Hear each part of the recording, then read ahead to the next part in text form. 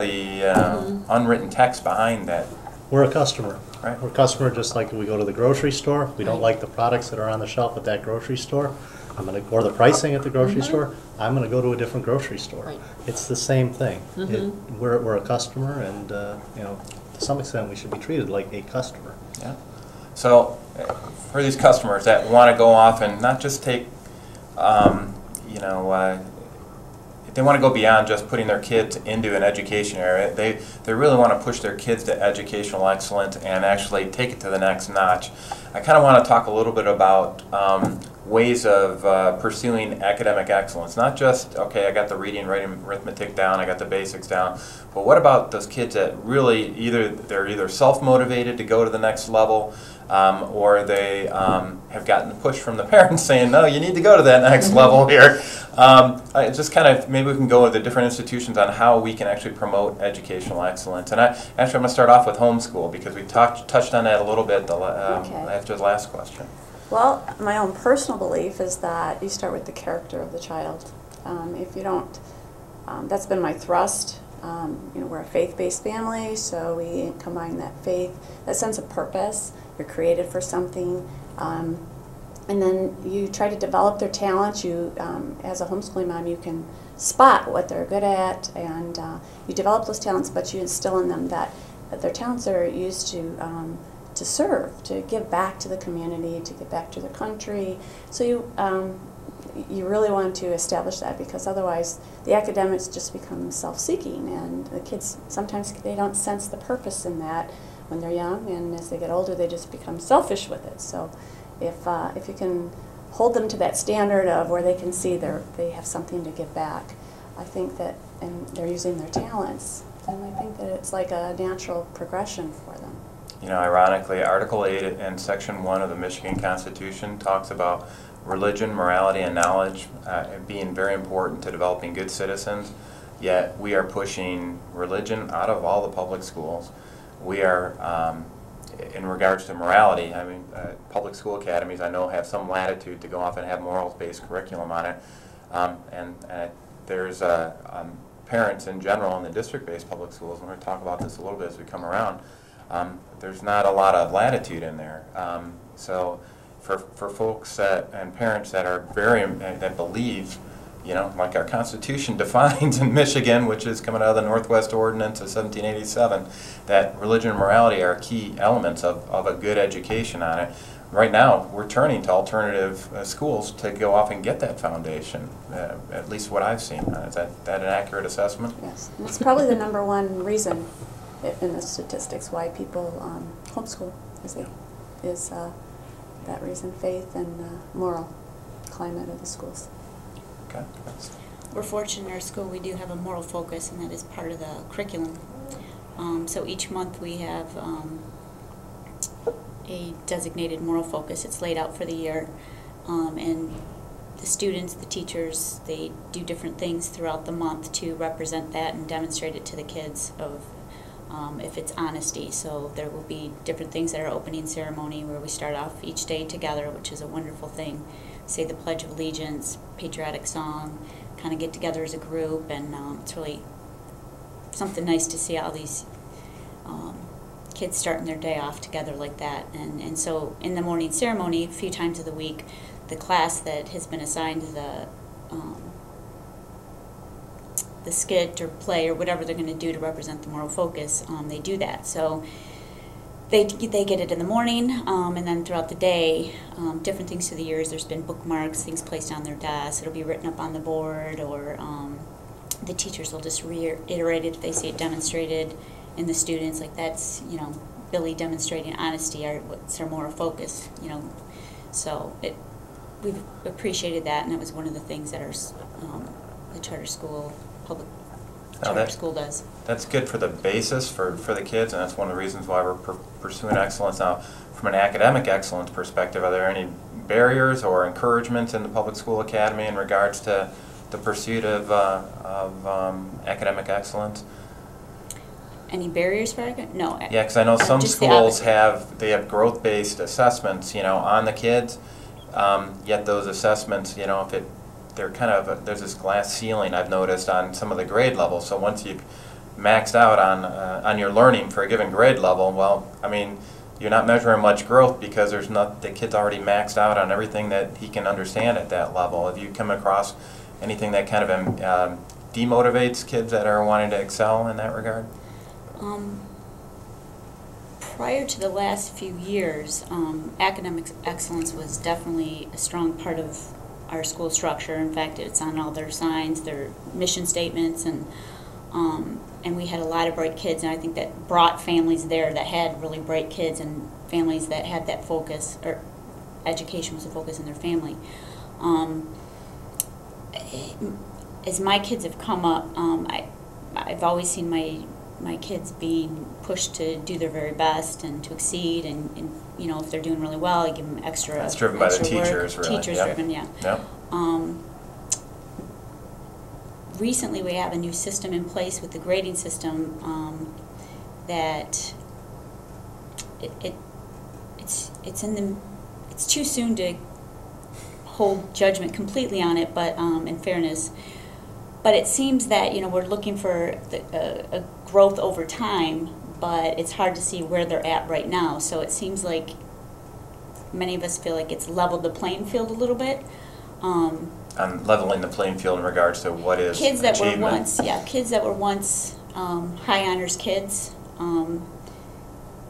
versus kids that were struggling all kind of seem to be around the same right now. I mean, that's just my perspective of it with my kids. I have I have both type of kids that work a little harder, kids that comes easy to, and everyone kind of is just looking the same right now as far as the evaluation of it. Okay. So how I can assess it as a parent, it's a little difficult to see midway through. I'll only be able to tell at the end of the year or when they progress to the next level of schooling, like middle school or high school, to really see, because I don't have actual data. So it might be a little unnerving as a parent to understand that you're putting your kids into a classroom for 8 hours a day and you're not necessarily seeing that you're getting the results out of it. You may or may not be getting the results, but okay. How about in the parochial school? In the parochial school, what I like with our program is they have a lot of projects that they can do to really take off with it or not, and you know, and they're graded accordingly. And they also have, like, when report cards come out, the principal's list, you know, for the kids who do really, really well, you know, the honor roll and all that, and it makes them strive, or some may not, to want to be on that list, you know, and not that it gets you any special privileges by no means. But it's something that kids can strive for, and there's projects they can do to challenge them, not with just the regular everyday curriculum, but those extra things that make them want to learn more. So they're given outlets to go off and pursue excellence, how they see it. Yeah. Learning new things, you know, with different projects that it just makes them want to learn in a different avenue, something new. And I've seen some of that in some district-based public schools as well. I mean, the robotics competitions and things along those lines, and public school academies have them as well. And homeschool, I don't know. It probably depends on the background of the parents a little bit more there. But what have you seen in district-based public schools? Well, one of the disappointing things that we're seeing in the district public schools is they're looking at getting rid of the honors programs, the honors classes within the public schools. And one of the reasons that we were given by, you know, the administration is that it's really not fair to the kids that aren't in the honors courses, because, you know, they're always looking up, you know, they're always disappointed that they can't make it, and it makes them feel bad. So instead of working to bring these kids up into the honors, into some honors classes, we're just saying let's bring the higher kids back down into the same, so we can make everybody the same. And that's really disheartening right now. It's turning into, instead of, you know, teaching to the lowest common denominator versus, you know, trying to teach up to and bring that up. And I understand they have to accept all students. Public school, even a public charter school, has to accept all students. But if we're putting them all in the same class, it really it does the lower students a disservice, but it also does the higher kids a disservice as well. And I truly think that that's an administration issue. It's not the teacher. The teacher gets the children that he's given, and he's got to teach them, and he's got to teach all of them. In fact, that's one of the things that our new system, we've eliminated honors. So although the whole strive for the new system is to not stifle a child that's doing really well, so that you can, you know, if a kid, and this makes sense, if a child comes in an A+ student, how do you know that you've grown that child at the end of the year if they walk in an A+ student? So that's kind of the theory, so that everyone's growing over the course of the year. But I think that's through the curriculum, not so much how you grade the curriculum.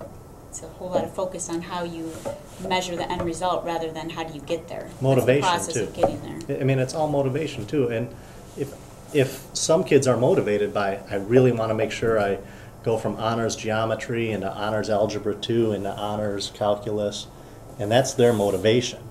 Some kids are just motivated by, I got to get through this class. I got to get through this algebra. But there are the more higher achievers are really motivated by wanting to make that next level. And Well, when you make everybody the same, you're not allowing them to experience real life. Right. I mean, when they get out in the real world, it's not all the same. Right. You have to work hard for things you Well, want. let's segue, use that as a segue into identifying, promoting, and encouraging educational excellence in regards to teachers.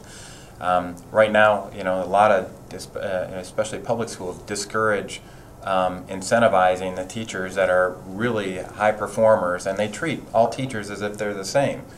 And you know, the sad state of affairs is that the kids know who the good teachers are, the parents know who the good teachers are, other teachers know who the good other good teachers are, and yet when you look at a teacher contract, they're all treated all the same. Now, this is probably something that doesn't necessarily apply to homeschool, so I'm going to probably skip over that a little bit. I can make one quick comment, and that's that actually, more than a teacher, I think I'm a facilitator. I mean, I provide my children with the tools, and they teach themselves. Yeah. I mean, basically, children teach themselves. Yeah. You can't force feed information. That's good insight. Yeah, that's So, good. that's my comment. No, that's good. I appreciate that. Well, how would you facilitate, you know, first of all, the identification of excellent teachers? I didn't know you had an excellent one, and what do you think are some ways to kind of motivate them based on your experience in public school academies?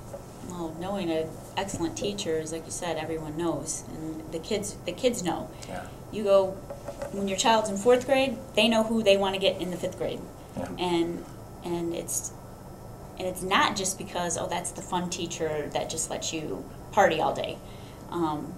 They know teachers that inspire them and get them excited about education, because they're there all day. And my 4th grader, when he says who his favorite teachers are, they were the teachers that held him to a high standard, because they believe in him. On that note, it's a great note to end the discussion. I just want to kind of do a quick wrap up. Thank you guys very much for sharing your insights on the variety of education options that we have in our community in regards to parenting and helping our kids to be good and effective members of our society that have shown appreciation for our country and what it takes to go off and succeed. This is a seminal discussion. I'm sure we're going to have a lot more discussions on this in a variety of forums going forward. And I just wanted to thank you very much for your time and insights. Appreciate it. Thank you. Thanks.